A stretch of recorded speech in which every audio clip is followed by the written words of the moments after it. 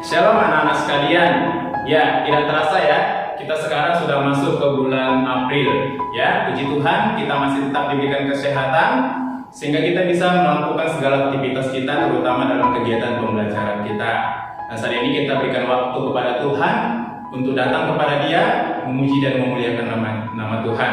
Ya, Bapak harap kita sudah menyiapkan hati kita sudah menyiapkan mulut kita untuk memuji Tuhan dan untuk mendengarkan firman Tuhan. Amin. Nah, sekarang kita akan mengangkat pujian kasih dari surga. Biarlah kasih dari surga boleh memenuhi rumah kita masing-masing, sekolah ini, ya, terutama dalam hati dan pemikiran kita, sehingga kita mendapatkan damai sejahtera yang daripada Tuhan. Kita angkat pujian ini. Mari kita angkat pujian ini dengan sukacita, biar kasih Tuhan boleh mengalir di hati kita, membuat kita damai sejahtera. Amin. Kita angkat pujian ini dengan sukacita.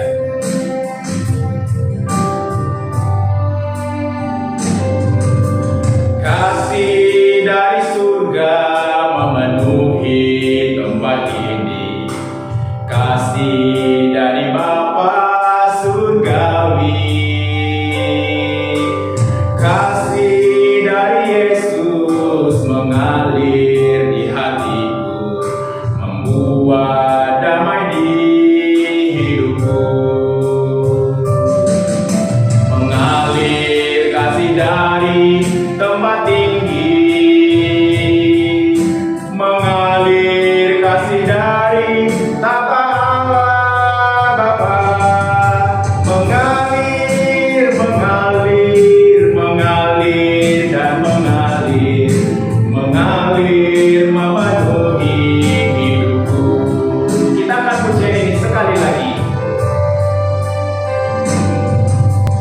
Kasih dari surga memenuhi tempat ini. Kasih dari Bapa surgawi. Kasih dari Yesus. Kasih dari Yesus mengalir di hatiku, membuat damai di hidupku. Katakan mengalir.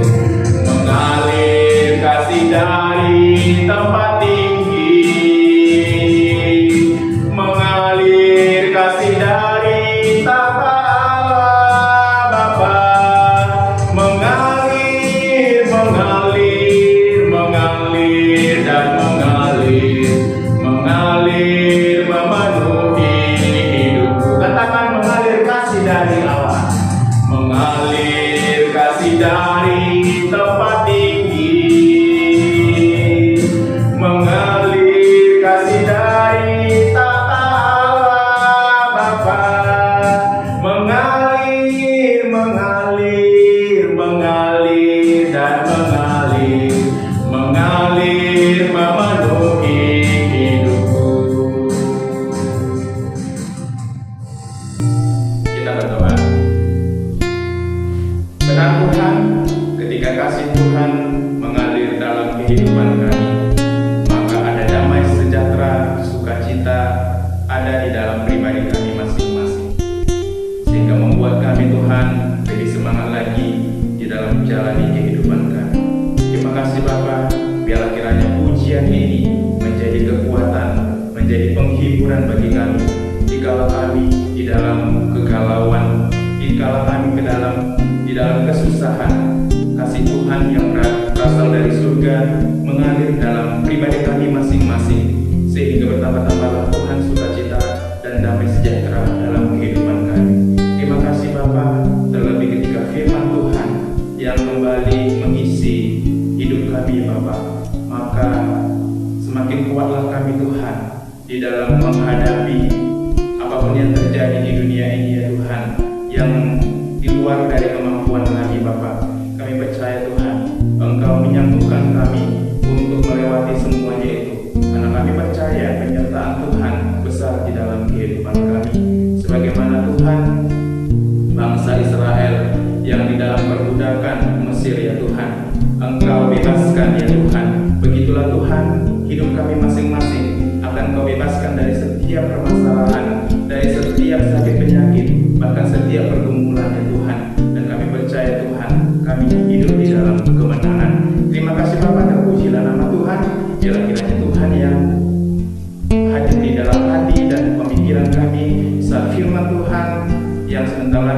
dengar dan kami saksikan melalui video ya Tuhan, biarlah kiranya itu yang menguatkan kami sehingga bertumbuhlah iman kami kepada Tuhan. Terima kasih Bapa, kami pujilah nama Tuhan. Di dalam nama Yesus Kristus kami berdoa dan mengucapkan puji dan syukur. Haleluya. Amin. Nah, kita sudah menyaksikan bagaimana video tentang perjalanan bangsa Israel yang akan dibebaskan dari perbudakan Mesir, ya, di mana bangsa Firaun yang memberontak kepada perintah yang disampaikan oleh Musa yang berasal daripada Tuhan. Nah, oleh karena itu di sini dituntut bagaimana kita boleh tetap setia akan dengar-dengaran akan firman Tuhan, bahwa ketika kita hidup setia maka Tuhan akan menyertai kita. Amin. Kita akan ujian sampai memutih rambutku. Biarlah kiranya kita tetap setia sampai rambut kita memutih, artinya kita sudah tua, kita tetap menyembah bahwa Yesus Kristus adalah Tuhan dan Juru Selamat dalam hidup kita. Kita akan ujian ini dengan sungguh-sungguh.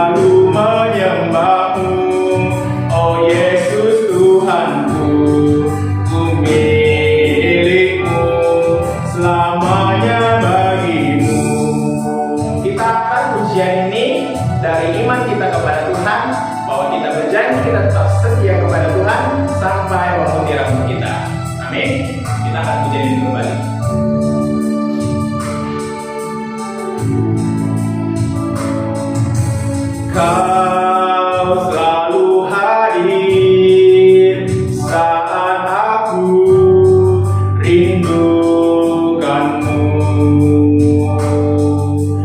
Kau yang selalu setia menopangku dengan kasih setia, memberi aku kekuatan di tengah badai yang menakutkan, sampai memutih rambutku. Kau putuskan aku menutup usiaku. Oh, ku kan selalu menyembahmu, oh Yesus Tuhanku, ku milikmu. Sampai memutih rambutku, kau putuskan aku menutup usiaku. Oh, ku kan selalu menyembahmu, oh Yesus Tuhanku, ku milikmu, selamanya bagimu. Ya, shalom teman-teman semua. Hari ini kita akan belajar tentang satu tema yang menarik banget, yaitu true acceptance. Nah, kita sama-sama berdoa dulu ya. Tuhan, terima kasih hari ini kami diberikan kesempatan untuk dengerin firman Tuhan. Biarlah firman Tuhan berbicara kepada kami dan mengajarkan kami bagaimana seharusnya penerimaan yang kami dapatkan selama kami mengikuti Engkau. Dalam nama Tuhan Yesus kami berdoa, amin. Teman-teman, sebelum kita sama-sama masuk ke dalam pembahasan firman Tuhan, saya mau mau cerita tentang sebuah film drama Korea yang pernah saya tonton berjudul True Beauty. Mungkin dari antara teman-teman ada juga nih yang udah pernah nonton ya. Kalau udah pernah nonton ya pasti lebih relate lagi dengan ceritanya gitu ya, dan dengan makna dari filmnya. Nah tapi kalau yang belum nonton ya saya rekomendasi sih film ini bagus gitu ya, banyak arti, banyak makna, banyak pelajaran yang juga bisa kita dapetin gitu ya, bukan hanya soal bucin-bucin ya, tapi juga soal makna penerimaan dari film ini. Nah teman-teman, saya cerita sedikit, film ini tuh sebetulnya bercerita tentang seorang gadis SMA gitu ya. Nah kalau yang udah pernah nonton pasti tahu ceritanya gadis SMA ini diceritakan dia ini di sekolah yang lama, dia ini tampil dengan tampilan yang buruk gitu di mata teman-teman yang lain. Dia selalu dihina jelek, dia selalu dihina culun, gak bisa apa-apa, dan karena wajahnya yang banyak jerawat itu, jadi dia tuh selalu dikucilkan, bahkan dibully gitu ya. Bahkan ada satu adegan dia itu sampai dilemparkan isi dari tong sampah gitu sama teman-temannya. Sampai separah itu tuh ceritanya nih, karena si cewek ini tidak diterima di lingkungan sekolahnya karena kondisi fisiknya yang seperti itu ya. Nah akhirnya karena udah nggak tahan, cewek ini akhirnya memutuskan nih, dia bilang sama mamahnya dia mau pindah sekolah. Akhirnya orang tuanya mengizinkan dia pindah sekolah, tapi dia takut ya, di sekolah yang baru ini dia takut gimana kalau misalnya seandainya saya kena bully juga di sekolah yang baru ini nih ya. Nah akhirnya si cewek ini sebelum pindah ke sekolah baru, apa yang dia lakukan? Dia buka tutorial make up nih di YouTube ya. Sama nih kayak kalian suka nonton tutorial orang make up gitu ya. Nah cerita cewek ini pun buka tutorial orang make up, lalu dia mulai belajar untuk make up, menutupi segala kekurangan yang ada di mukanya. Nah jadi singkat cerita, cewek ini berhasil make up dengan sangat cantik dan natural ya. Jadi ketika dia masuk ke sekolah yang baru, dia ini bukan jadi orang yang dibully lagi, tetapi dia jadi orang yang paling disukai di sekolahnya karena dia sangat cantik dengan tampilan barunya ini. Nah, dan dia di situ merasakan bahwa di sekolah yang baru dengan penampilannya yang baru, disitulah dia mendapatkan yang namanya penerimaan ya. Demi penerimaan, kadang kita juga rela nih mengubah diri kita sendiri hanya supaya kita bisa diterima di lingkungan. Contoh misalnya gini, kamu punya teman-teman yang merokok gitu ya. Nah, kalau kamu nggak merokok juga, otomatis teman-temanmu yang merokok ini bilang, ah lu nih nggak gaul nih, nggak merokok, cobain lah. Akhirnya kamu mulai mencoba gitu ya. Supaya apa? Supaya kamu tidak diusir dari lingkungan pertemananmu, supaya kamu bisa tetap ada di dalam lingkungan pertemanan itu. Kamu yang tadinya tidak merokok mulai belajar untuk merokok. Yang seperti itu ya. Kita terkadang rela nih mengubah diri kita sedemikian rupa supaya kita bisa diterima oleh orang lain. Nah, jadi dari film ini kita belajar sebetulnya kita itu manusia, siapapun kita, nggak cuma cewek yang ada di film ini, kamu dan saya, kita itu butuh sekali dengan penerimaan ya.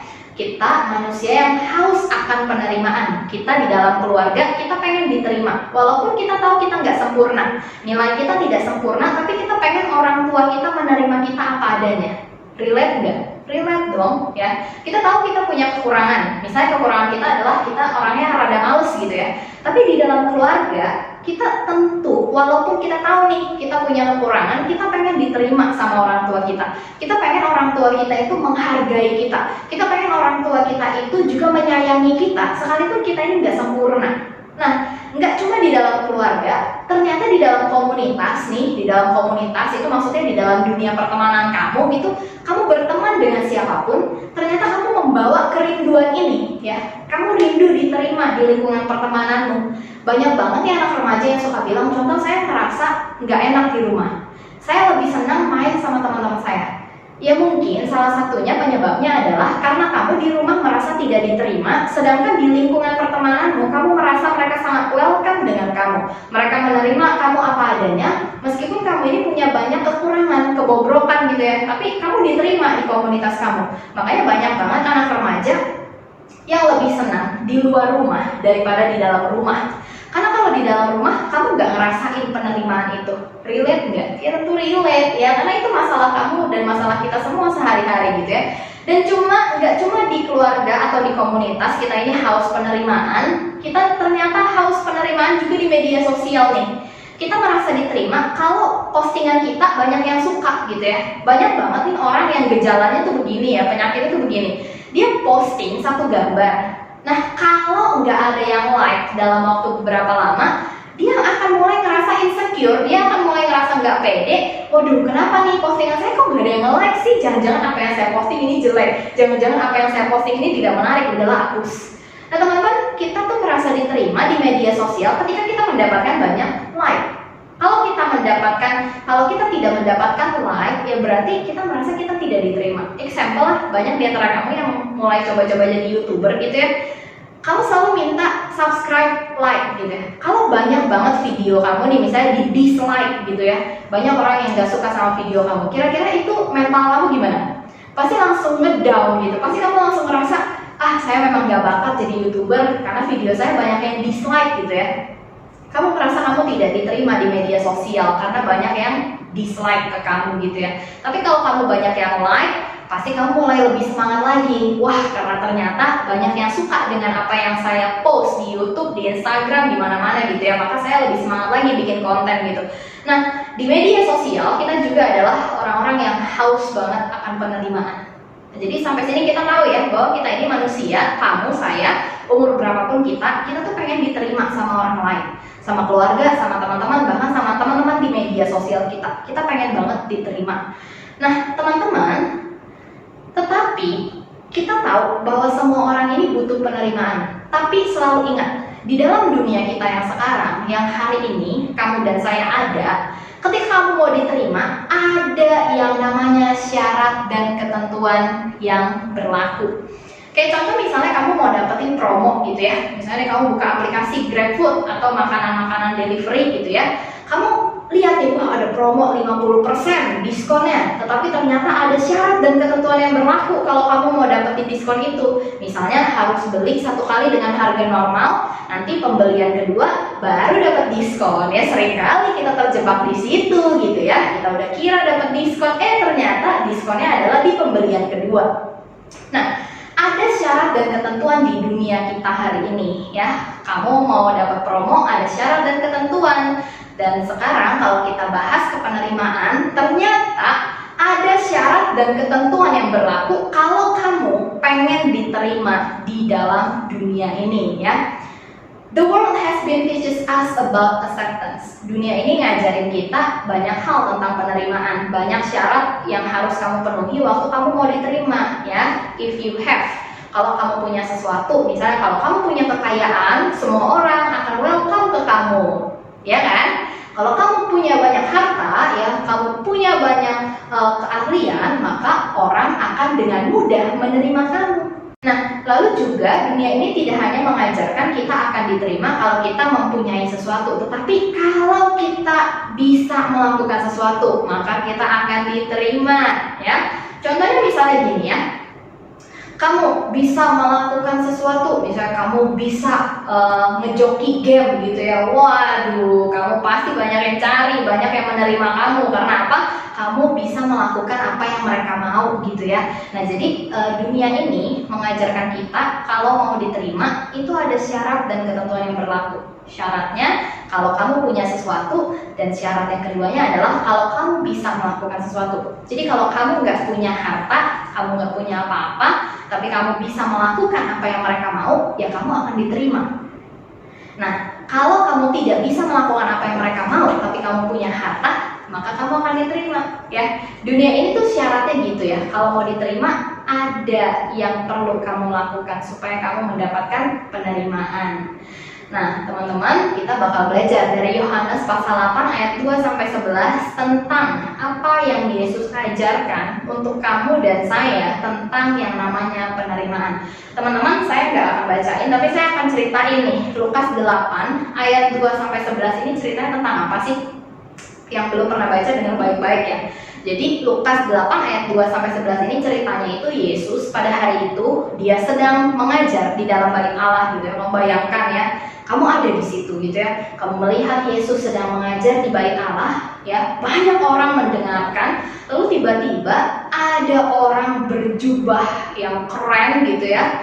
Berjubah agama, yaitu orang Farisi dan ahli Taurat. Mereka datang ke tengah-tengah kerumunan itu, lalu mereka menyeret seorang perempuan yang sudah diikat, ya. Perempuan itu diseret sama mereka, Lalu kamu mulai menoleh dan semua orang yang ada di situ pun mulai bingung. Kenapa nih ada ahli Farisi, orang ahli Taurat datang ke tengah-tengah pengajaran Yesus dan menyeret seorang perempuan. Nah, tiba-tiba seorang dari ahli Taurat itu bilang kepada Yesus, Yesus, lihat nih, perempuan ini ketahuan melakukan perzinahan, ketahuan melakukan hubungan seks di luar nikah. Dia melakukan hubungan seks dengan orang yang sudah menjadi suami orang. Perempuan ini tertangkap berzina. Sekarang apa yang harus dilakukan menurut hukum di dalam kitab Musa? Dikatakan bahwa perempuan yang tertangkap berbuat zina itu harus dirajam oleh batu sampai mati.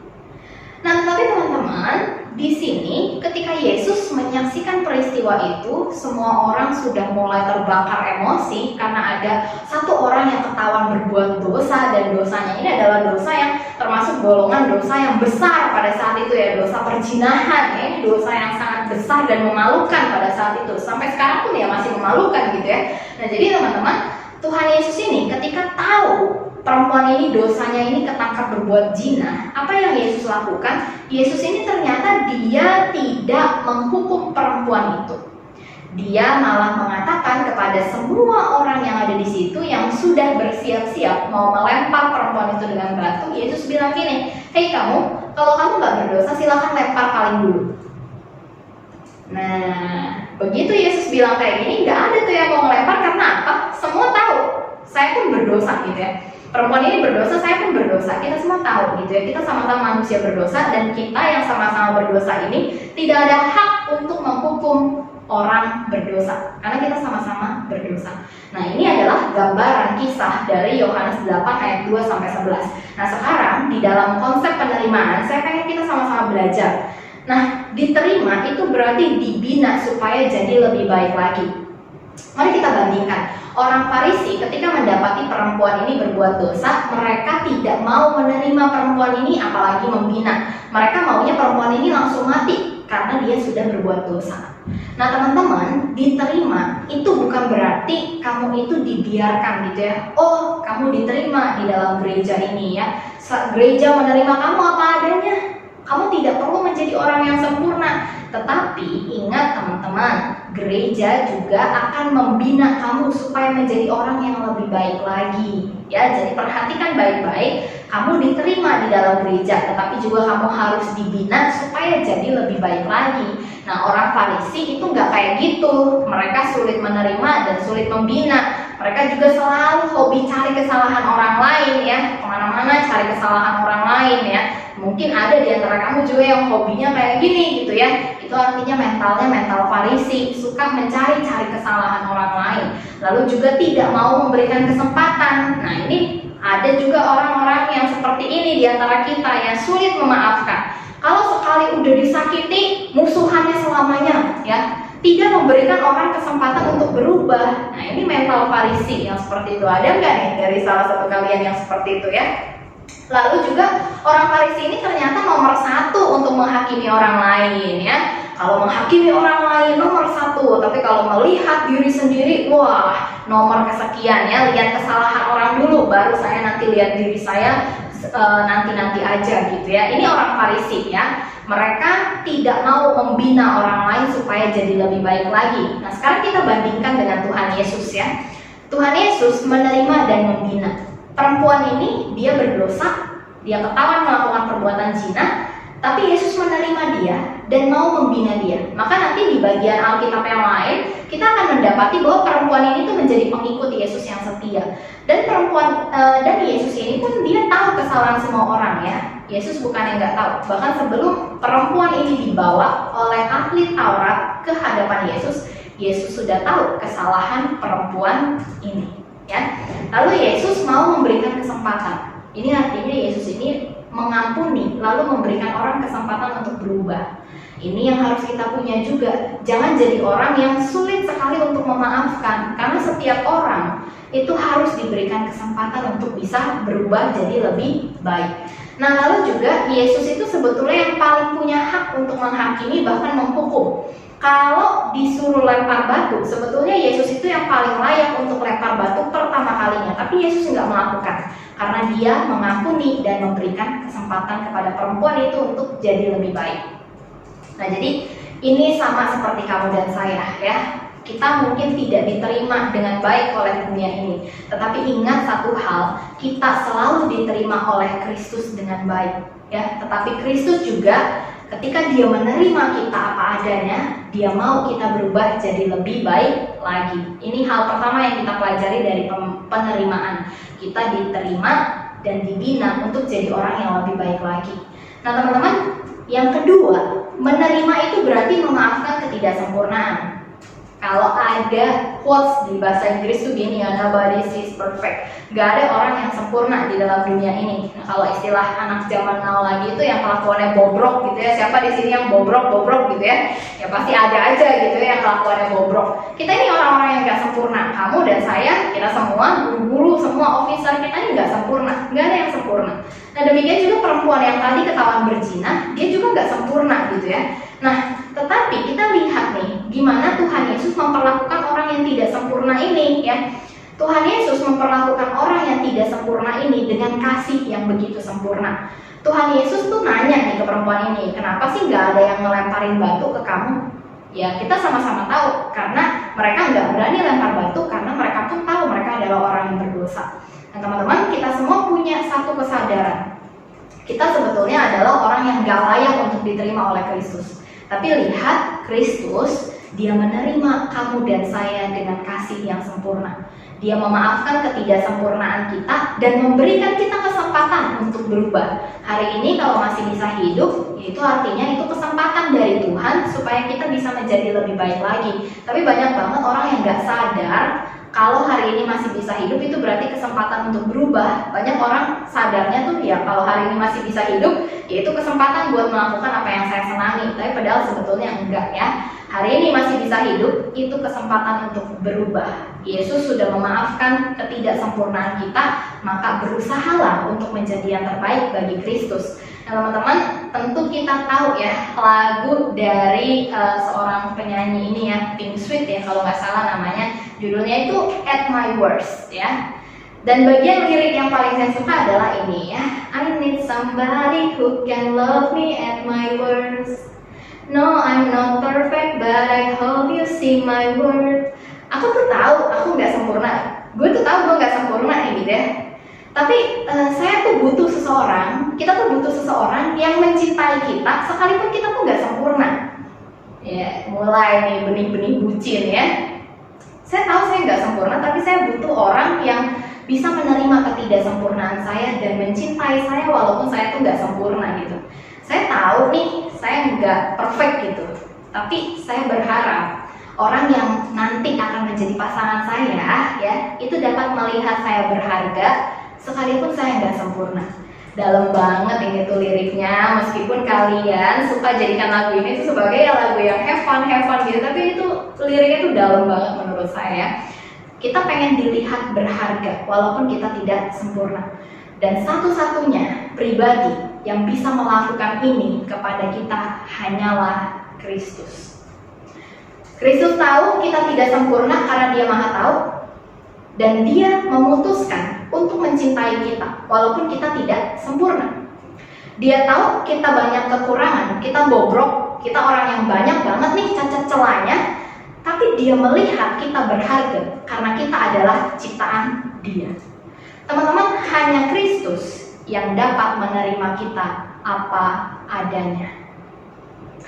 Nah, teman-teman, pembelajaran yang ketiga, Kristus ketika menerima, Dia memberikan kesempatan. Ingat, Yesus mengatakan ketika Dia tidak menghukum perempuan ini, Dia berpesan, jangan berbuat dosa lagi mulai dari sekarang. Ya, Yesus tahu kamu berdosa, kamu diberikan kesempatan untuk berubah dengan cara jangan berbuat dosa lagi mulai dari sekarang. Kita nggak bisa sempurna, kita selalu ada dalam godaan dosa, maka berusahalah sedemikian rupa untuk tidak tergoda jatuh ke dalam dosa. Dosa apa yang paling menggoda kamu hari ini? Video porno, fitnah, gosip, pacaran gaya bebas. Dosa apa yang paling menggoda kamu hari ini? yang kamu lakukan tanpa orang lain itu tahu kamu melakukan dosa-dosa itu. Mulai hari ini kamu dimaafkan oleh Tuhan Yesus, dan Tuhan Yesus memberikan kamu kesempatan untuk berubah, meninggalkan dosa-dosa lamamu. Teman-teman yang terkasih dalam Tuhan, Kristus menerima dan mengasihi kamu dan saya tanpa syarat. Ya, kalau kita lihat tadi pola dunia ya, zaman now ada syarat dan ketentuan, baru kalau kamu memenuhi syarat dan ketentuan maka kamu diterima. Tapi kalau kamu tidak memenuhi syarat dan ketentuan, kamu gak diterima. Tapi ini beda banget sama polanya Tuhan Yesus ya, yang Alkitab katakan kita diterima tanpa syarat dan ketentuan. Namun setelah kamu menerima Kristus sebagai juru selamatmu, kamu menjadi pengikut Tuhan, kamu menjadi umat pilihan Tuhan Yesus, ada syarat dan ketentuan yang berlaku sebagai perjanjian antara kamu dan Allah. Perjanjian ini harus kamu kerjakan. Apa isi janjinya? Hidup melakukan kebenaran firman Tuhan. Itulah perjanjian antara kamu dan Allah, antara kamu dan Kristus. Ketika kamu menyatakan diri, kamu menerima Kristus sebagai juru selamat di dalam hidupmu. Teman-teman yang terkasih di dalam Tuhan, jika kamu hari ini hidup di dalam dosa-dosa, apapun dosa itu, dosa yang kamu rahasiakan dari orang tuamu, dari orang-orang terdekatmu. Misalnya dosa itu adalah kemarahan. Kamu marah sama orang tuamu, kamu marah dengan kondisi hidupmu. Apapun dosa itu. Misalnya kamu terikat dengan pornografi, tidak ada orang yang tahu, tetapi kamu tahu kamu terikat di dalam situ. Kamu yang hari ini mulai terlibat dengan merokok ya, gak ada orang yang tahu. Tapi kamu tahu bahwa sesungguhnya Tuhan tahu apa yang kamu kerjakan secara diam-diam. Di tengah kemahatauan Tuhan ini, Dia menerima kamu dan memanggil kamu untuk bertobat. Teman-teman, yuk sama-sama hari ini kita datang ke hadirat Tuhan, kita bertobat, kita sama-sama memohon pengampunan Tuhan dan meminta Tuhan untuk menolong kita supaya kita bisa berubah menjadi manusia yang lebih baik lagi hari lepas hari dan semakin memuliakan Tuhan. Mari kita sama-sama berdoa. Tuhan, terima kasih hari ini kami boleh belajar dari kebenaran firman-Mu. Tuhan Yesus, tolong supaya kami dapat berubah menjadi manusia-manusia yang lebih baik lagi hari lepas hari. Tuhan, tolong kami supaya Roh Kudus-Mu selalu memimpin kami, menjauhkan kami dari segala godaan dosa. Terima kasih Tuhan Yesus, dalam nama Tuhan Yesus kami berdoa. Amin.